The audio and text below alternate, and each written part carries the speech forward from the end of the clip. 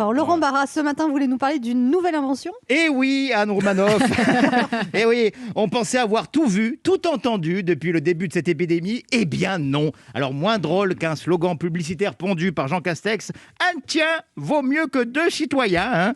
Moins sexy qu'une chorégraphie de Zumba Bachata effectuée par le Caliente, Jean-Michel Blanquer. Eh bien, des ingénieurs scientifiques égyptiens viennent de mettre au point un robot programmé pour faire des tests PCR afin, écoutez bien, d'éviter tout contact humain entre patients et soignants. Oh là là. Sans déconner. Alors là, ça y est, je vous l'annonce, on va toucher le fond. Ça y est, c'est bon.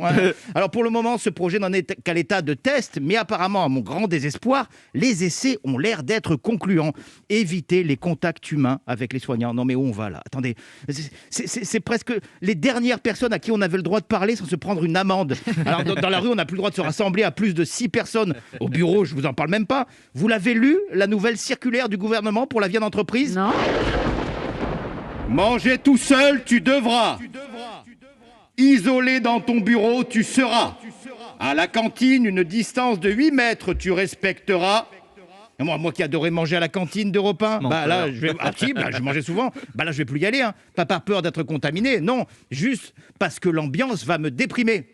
Bon appétit! Elle est bonne, ta blanquette?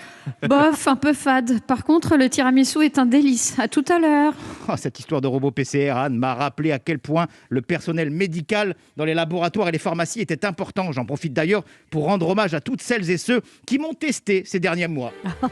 Ça fait du monde, hein. Ça fait beaucoup de monde. Merci à Noémie du laboratoire de Mandelieu-la-Napoule. Merci à Zidou de la pharmacie Fodac, Anne-Laboca. Merci à Valérie, Mireille et de celle de la côté d'Europe 1. Tous casqués, tous masqués et gantés, mais humains et rassurants face à cette tige qui, on ne va pas se mentir, fait quand même bien flipper. Tous avec leurs mots si réconfortants. Ne vous inquiétez pas, ça va aller, ça ne fait pas mal, vous verrez. Bon, ils mentent, mais ça fait mal en fait. Mais c'est réconfortant. Je suis pas sûr que le robot test PCTator soit aussi pédagogue, même s'ils lui ont mis une Charlotte. Vous avez vu la photo? Il y a une photo de lui avec une Charlotte sur la tête comme une infirmière. Ça le rend encore plus angoissant. Quand j'étais gamin, j'étais fan de robots. J'avais plein de posters dans ma chambre, j'en avais plein.